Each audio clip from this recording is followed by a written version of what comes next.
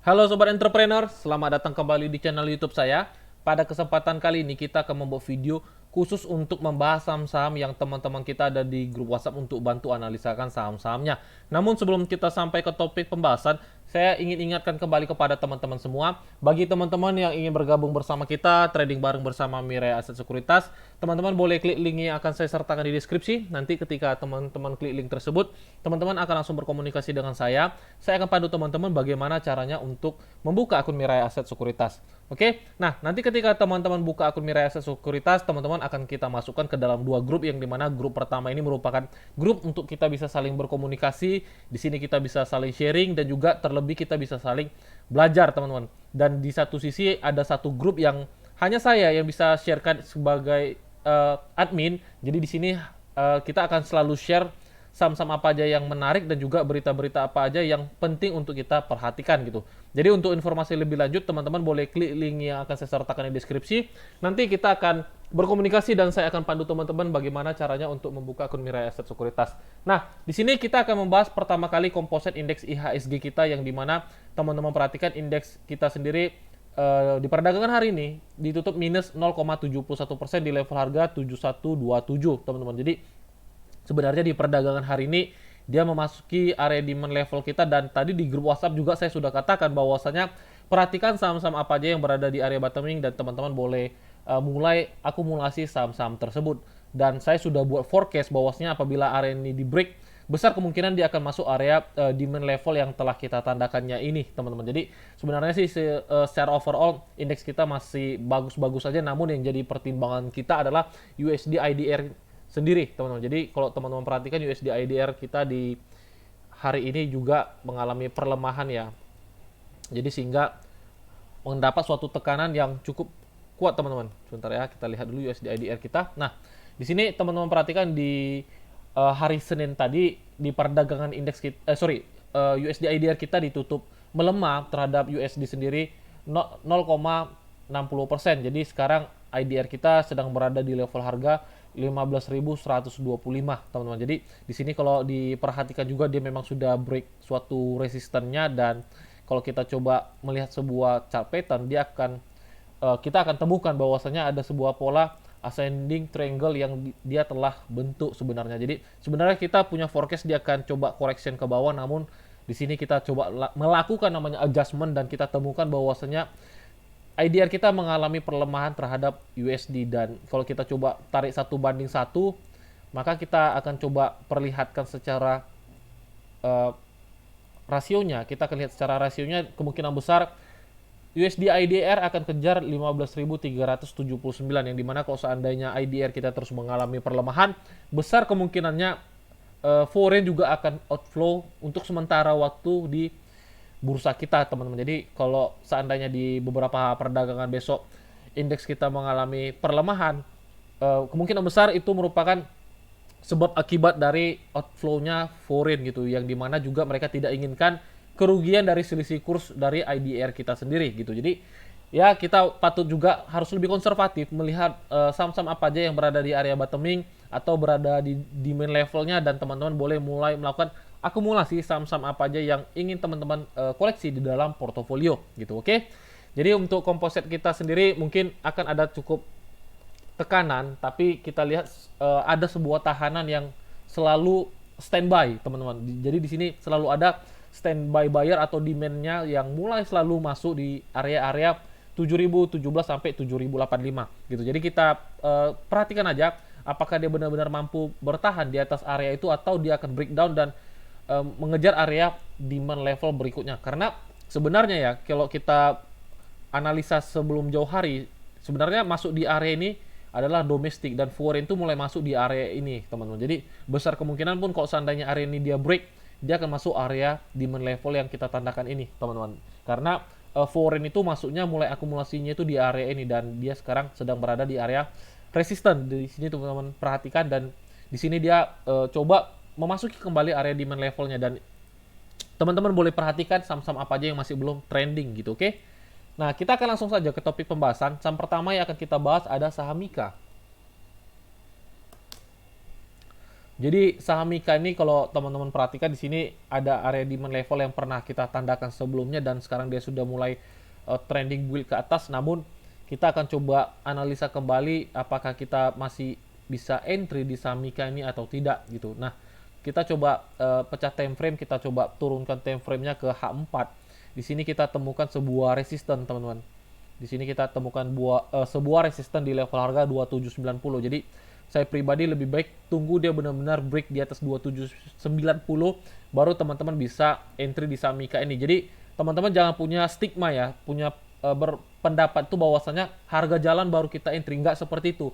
Jadi sebagai kita trader seorang technical analysis yang kita butuhkan adalah suatu konfirmasi, teman-teman.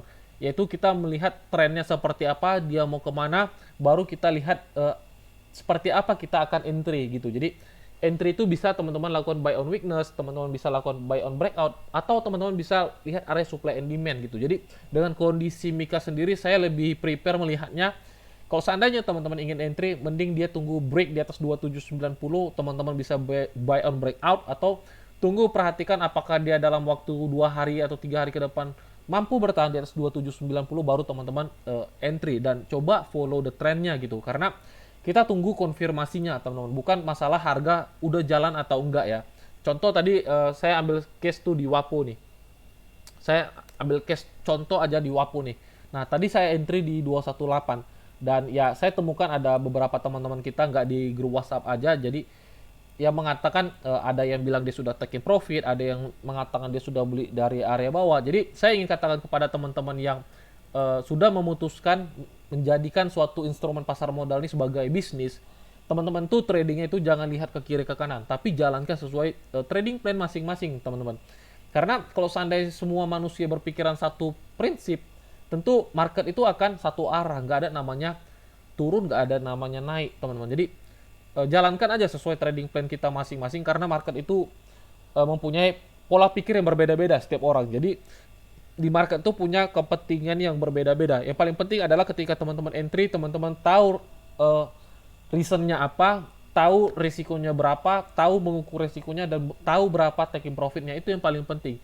Jadi trading tuh jangan ikut-ikutan dan juga jangan berpikir bahwasanya harga udah naik baru kita entry, nggak. Yang kita butuhkan adalah sebuah konfirmasi gitu. Jadi ketika konfirmasi yang kita gunakan di dalam trading plan sudah oke, baru teman-teman bisa entry. Jadi jangan sembarang. Jadi kita pun kalau bisa teman-teman ke depannya tuh harus ada namanya trading plan atau sebuah sistem yang menjadi sebuah konfirmasi kita apakah kita wajib entry atau tidak. Jadi saya pribadi jujur saya entry di Wapo ini sambil meriset juga. Saya ingin mencoba dalam beberapa hari ke depan atau bahkan sebulan ini saya akan coba lihat dalam day trade saya akurasinya berapa persen, dan kalau seandainya memang akurasinya bagus ya kita mungkin akan menambahkan sedikit suatu metode yang akan kita coba referensikan di dalam grup, teman-teman. Jadi kita akan coba risetnya apakah probabilitasnya berapa persen gitu. Oke, ini contoh tadi Wapoh ya. Kita lihat Mika, kita kembali ke Mika. Jadi bagi teman-teman yang sudah masukkan Mika ini di dalam waiting list, saya pribadi melihatnya tunggu dia break di atas 2790 yang dimana itu merupakan menjadi suatu konfirmasi untuk dia akan trending ke atas gitu. Jadi dengan kondisi yang sekarang saya lebih prepare untuk coba buy on breakout yang dimana kita menunggu sebuah konfirmasi harganya akan jalan, teman-teman. Itu untuk Mika. Selanjutnya kita lihat saham Antam. Nah, jadi di perdagangan hari ini juga emiten yang paling terpukul salah satu adalah saham-saham yang bergerak di bidang sektor energi, teman-teman. Dan Antam sendiri salah satu emiten yang bergerak di bidang energi. Nah, sebenarnya selagi Antam ini berada di area yang telah kita tandakan ini, teman-teman masih bisa akumulasi ya sebenarnya. Teman-teman masih bisa mulai akumulasi. Namun ingat, ketika dia benar-benar breakdown di bawah 1870 baru teman-teman cut loss sahamnya, teman-teman. Jadi ada sebuah metode yang kita masih bisa toleransi, tapi ada waktunya kita benar-benar wajib amputasi dulu gitu, atau lakukan cut loss dulu. Jadi kalau seandainya teman-teman belum siap melakukan cut loss, ya lebih baik saya sarankan kepada teman-teman tuh coba melakukan mulai dari investasi atau gunakan dengan dana kecil gitu. Biasanya kalau kita yang tidak berani cut loss adalah kita tidak mengukur risikonya terlebih dahulu, teman-teman. Nah, Untuk Antam sendiri sebenarnya kalau seandainya teman-teman bertanya bagaimanakah secara price actionnya, secara price action dia sebenarnya masih berada di area demand level yang kita masih bisa coba akumulasi saham Antam ini. Tapi kita juga harus perhatikan apabila harganya benar-benar breakdown di bawah 1870, saya ingin katakan lebih baik kita coba cut loss dulu sahamnya dan kita tunggu struktur barunya kebentuk, teman-teman. Karena kalau seandainya dia benar-benar breakdown di bawah 1870 ini, kita bisa tarik channel trend line-nya itu seperti ini, teman-teman. Dan besar kemungkinan dia akan coba turun ke bawah gitu. Jadi ya kita lihat secara area dia memasuki area demand level dan kita menunggu konfirmasi dia mau kemana gitu. Namun kalau seandainya teman-teman bertanya apakah bisa diakumulasi saham Antam ini, saya masih katakan bisa diakumulasi. Tapi perhatikan ketika dia benar-benar breakdown di bawah 1870, saya ingin masukkan kepada teman-teman, beri masukan ya cut loss dulu sahamnya, teman-teman. Cut loss dulu sahamnya. Jadi kita itu jangan sampai anti ya dengan cut loss. Kita boleh anti cut loss tapi ya perhatikan area dan juga saham-sahamnya. Kalau seandainya dia breakdown di bawah 1870, teman-teman nggak rela cut loss, ya sah-sah aja kembali ke teman-teman. Selagi sahamnya benar-benar saham yang masih bagus, teman-teman, dan areanya masih memungkinkan kita untuk coba hold saham ini dalam beberapa waktu ke depannya gitu. Jadi untuk Antam masih menarik untuk teman-teman hold gitu. Nah, SMBR kita perhatikan. Untuk SMBR sendiri sebenarnya di sini kita sudah pernah forecast sahamnya sebelumnya dan di sini dia kemarin telah naik sangat signifikan, namun dia mencoba kembali di area channel trend line-nya dan saya akan hapus area channel trend line-nya. Dan di sini kita dapat temukan bahwasanya dia sedang berada di area pivot ya. Pivot tuh di antara area resisten, atau di antara area support gitu. Jadi kalau seandainya teman-teman ingin beli di saham SMBR ini, lebih baik tunggu dia memasuki area supportnya atau dia benar-benar break resistennya gitu. Jadi metode yang bisa teman-teman lakukan untuk di saham SMBR ini adalah buy on weakness atau buy on breakout. Dengan kondisi sekarang dia sedang berada di area tengah-tengahnya, jadi jangan entry dulu, lebih baik tunggu dia nge-spike ke bawah, setidaknya masuk area 500 baru teman-teman bisa entry, atau sekalian tunggu dia benar-benar breakout di atas 595-nya baru teman-teman bisa buy on breakout saham SMBR ini sendiri gitu. Jadi tunggu aja, perhatikan dia mau kemana. Kalau seandainya masuk ke sini ya teman-teman bisa buy on weakness saham SMBR ini sendiri. Oke. Selanjutnya saham Hexa. Ini saham yang akan membagikan dividen kalau nggak salah di bulan depan.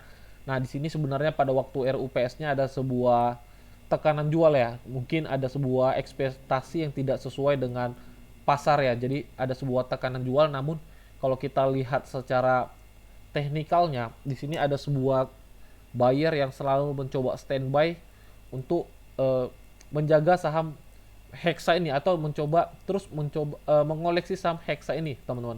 Jadi kalau seandainya teman-teman yang ingin coba entry atau ingin coba spekulasi di saham Hexa ini ya masih bisa-bisa aja, namun perhatikan stop loss-nya teman-teman harus gunakan di bawah 6950 aja. Jadi stop loss-nya sendiri hanya sekitar 3,6% atau 4% untuk jaga-jaga apabila harganya benar-benar breakdown ke bawah. Tapi kalau seandainya teman-teman sudah punya barang di area bawah ya stay hold aja sampai dividennya dibagi, atau ya teman-teman sekarang pilih dapat capital gain atau dividen, karena biasanya saham yang membagi dividennya gede itu bantingannya pun juga akan cukup keras. Jadi pastikan teman-teman tahu apa yang teman-teman lakukan, jangan sampai teman-teman nggak ngerti gitu. Kalau seandainya nih di cum date-nya teman-teman sudah mendapatkan gain sampai 20 atau 30%, ya saya lebih baik katakan take profit aja gainnya dan korbankan dividen yield-nya, teman-teman. Karena mungkin yield-nya itu hanya sebesar 10%, tapi ketika ex-date kemungkinan besar sahamnya akan dibanting cukup dalam. Jadi ya saya sarankan sih ambil gain-nya aja, teman-teman, capital gain-nya aja ketika gain-nya itu sudah di atas 10%. Apalagi teman-teman sudah dapat hampir 20%, ya saya sarankan ambil capital gain-nya aja gitu. Oke, itu untuk Hexa. Nah, selanjutnya ada Adaro. Adaro ini sebenarnya kalau kita perhatikan emitennya sedang mencoba melakukan namanya buyback ya, teman-teman perhatikan. Namun di sini ada suatu pola yang dimana kalau kita perhatikan dia seperti membuat pola triple top, teman-teman. Ini top 1, ini top 2, dan ini top 3 gitu. Jadi kalau kita perhatikan ada seperti pola triple top, dan kita coba buat asumsi bahwasanya ini merupakan area neckline-nya nih. yang dimana juga tercluster dengan area demand level teman-teman. Jadi kalau seandainya teman-teman ingin coba spekulasi di saham Adaro ini, sebenarnya ini area yang cukup bagus teman-teman perhatikan, karena biasanya ya kalau emiten itu mulai merencanakan buyback atau sedang melakukan buyback, ketika harga saham koreksi biasanya mereka akan coba terus menampungi harga-harga sahamnya teman-teman. Jadi kita tinggal perhatikan di mana area demand yang bisa teman-teman manfaatkan untuk coba buyback atau entry di saham Adaro ini gitu. Nah, untuk Adaro sendiri sebenarnya ada di level 3680 sampai 3790. Itu merupakan area yang cukup menarik teman-teman perhatikan. Ketika dia masuk area itu, ya teman-teman bisa coba entry di saham Adaro ini. Namun perhatikan jangan sampai teman-teman nggak coba menjalankannya dengan stop loss. Karena apa? Karena ini secara area dia benar-benar berada di area all time high-nya. Jadi rentan, takutnya ketika dia benar-benar breakdown ke bawah itu cukup dalam bantingannya teman-teman. Jadi ya saya sarankan di khusus saham Adaro ini kita coba jalankan dengan stop loss ya. Jadi kalau seandainya teman-teman ingin entry, perhatikan area yang telah kita tandakan dan teman-teman boleh entry, tapi jaga-jaga dengan stop loss. Kalau seandainya harganya benar-benar breakdown di bawah 3680 ya cut loss dulu sahamnya. Kita akan coba re-entry ulang ketika structure barunya kebentuk, atau kita perhatikan apakah ada reaksi dia masuk di 3460 untuk menutup sebuah gapnya gitu. Jadi itu untuk forecast kita di saham Adaro. Jadi untuk kedepannya kita akan coba forecast kembali saham ini apabila dia benar-benar breakdown di bawah 3680 gitu. Oke. Itu untuk Adaro. Selanjutnya Samwood. Samwood ini kita juga pernah rekomendasikan namun harganya belum jalan ya. Di sini kalau kita lihat secara psikologi candlesticknya, transaksinya sebenarnya cukup sepi teman-teman. Sebenarnya transaksinya cukup sepi, namun kita melihat secara area bottomingnya ini dapat teman-teman. Sebenarnya di sini dia sedang berada di area level bottoming nih.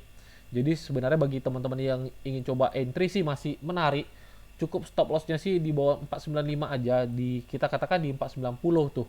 Jadi stop lossnya memang ada 5%, cukup gede secara ticknya, cukup gede. Namun secara price action masih menarik untuk teman-teman coba buy on weakness gitu, karena kita tunggu apabila dia benar-benar jalan, besar kemungkinan harganya akan cukup kencang jalannya teman-teman. Ya setidaknya teman-teman juga harus jalankan dengan stop loss, karena kalau seandainya dia benar breakdown di bawah 495 apapun ceritanya wajib cut loss saham Wood ini gitu. Namun secara price action sih masih menarik karena dia belum membuat new low baru dari mulai awal bulan ya 5 September gitu. Oke. Itu untuk Wood. Kita lihat saham selanjutnya ada PTPP. Jadi saham konstruksi juga salah satu yang terkena dampak negatif dari efek kenaikan suku bunga, teman-teman. Jadi di sini dia telah breakdown ke bawah, berarti kita tidak menggunakan channel trendline ini kembali dan kita temukan kondisinya sangat impulsif, tekanan bearish-nya teman-teman perhatikan. Jadi ya lebih baik kita coba buy on weakness aja saham ini, teman-teman. Lebih baik kita coba buy on weakness aja saham ini di area-area ini. Nah, jadi lebih baik kita menunggu dia memasuki area-area ini aja, teman-teman. Kalau seandainya terlalu apa ya, kita lebih baik menunggu di sini. Nah, jadi ya kalau seandainya teman-teman ingin coba entry di saham weekend nih, lebih baik kita coba buy on weakness saja ya. Kita lebih baik buy on weakness di area yang ini gitu. Itu jauh lebih relevan daripada teman-teman entry di harga sekarang gitu. Karena masih ada potensi dia coba turun lagi ke bawah. Tapi kalau seandainya dia benar-benar turun di bawah 860, cut loss wajib saham PTPP ini, teman-teman. Selanjutnya ITMG. ITMG ini dalam sebuah tren, teman-teman boleh perhatikan dia sedang berada di strong uptrendnya, dan di sini juga dia sedang berada di atas level pivotnya, teman-teman boleh perhatikan. Dan sebenarnya itu menandakan bahwasanya saham ini benar-benar sangat kuat strong uptrendnya gitu. Namun kita coba bicara entry, yaitu kita melihat area demand ya. Jadi kalau seandainya teman-teman ingin beli saham ITMG ini, kita coba lebih konservatif aja atau lebih objektif aja menganalisanya daripada kita terlalu terburu-buru entry di saham ITMG ini sendiri. Dan saya menemukan ada area demand yang bisa teman-teman perhatikan di 36575 atau 38175 gitu. Nah, kita lihat ada berapa persen kemungkinan dia turun. Masih terlalu jauh, teman-teman. Masih terlalu jauh. Kita coba turunkan time frame-nya. Kalau kita turunkan time frame-nya juga memang area ini masih paling layak untuk kita perhatikan teman-teman. Jadi ya untuk ITMG sendiri sih secara price action belum dapat untuk area entry. Jadi bagi teman-teman yang ingin entry ya tunggu aja. Bagi teman-teman yang sudah punya barangnya dan ingin buyback ya tunggu juga teman-teman. Jadi lebih baik kita mengambil posisi menunggu di saham ITMG ini daripada kita terlalu terburu-buru coba entry di saham ITMG ini sendiri gitu. Oke, itu untuk ITMG ya. Selanjutnya saham SCMA. Untuk SCMA sendiri memang di beberapa waktu ini dia ada sebuah tekanan yang sangat impulsif di sini teman-teman perhatikan, dia belum ada sebuah tanda-tanda akan melakukan pergerakan, namun ada yang cukup menarik di saham SCMA ini yang dimana kita temukan ini merupakan area demand yang masih fresh teman-teman. Jadi ini bisa teman-teman katakan sebagai area DBR. Jadi DBR itu merupakan singkatan dari drop base rally gitu, yang dimana area yang paling terkuat ya. Jadi teman-teman bisa katakan ini adalah area DBR, dan area-area ini teman-teman bisa katakan misalnya nih ini merupakan area RBD teman-teman. Jadi ada namanya ini DBR dan ini namanya RBD, Rally Based Drop namanya. Jadi teman-teman juga harus mengerti yang namanya suatu area ketika dia benar-benar memasuki area penting, biasanya itu merupakan area yang bagus untuk teman-teman pertimbangkan gitu. Jadi bagi teman-teman yang ingin coba akumulasi saham SCMA ini, teman-teman boleh perhatikan areanya. Namun saya pribadi jujur saya punya barangnya, tapi untuk akumulasi saya akan pertimbangkan ketika dia benar-benar masuk area setidaknya 216 atau 214 gitu. Karena jujur untuk dananya sendiri juga saya masih gunakan di beberapa saham, makanya saya pribadi belum bisa melakukan buyback kembali saham SCMA ini. Namun secara area masih menarik untuk teman-teman perhatikan, yang dimana ini merupakan area demand zone-nya yang menjadi suatu singkatan dikatakan sebagai drop base rally-nya teman-teman. Oke, ini untuk SCMA. Selanjutnya kita lihat saham Telkom. Nah, untuk Telkom sendiri sebenarnya masih sesuai forecast awal sih. Ini area demand-nya teman-teman perhatikan boleh. Ini merupakan area demand-nya, jadi dia masih berada di area-area demand levelnya. Nah, sebenarnya kalau seandainya dia benar-benar break di atas ini, kita jadikan aja di atas area penannya ini, kita katakan let's say di 4560, dia penannya ini jadi ya teman-teman bisa entry gitu. Sebenarnya kalau terlalu gede seperti ini itu bukan bisa kita katakan jadi penan ya, justru kita juga bisa katakan sebagai symmetrical triangle juga teman-teman. Jadi ketika pembentukannya terlalu gede ya kita bisa katakan itu merupakan symmetrical triangle, dan kita tunggu aja dia break 4560. Kalau seandainya dia break 4560, besar kemungkinan dia akan jalan ya, kemungkinan dia akan kejar 4850. Kalau seandainya dia break 4850, dia akan kejar area-area berikutnya, yaitu harmonic resistannya di 5480. Overall sih Telkom masih menarik, teman-teman coba pertimbangkan gitu selagi harganya di atas 4350 gitu.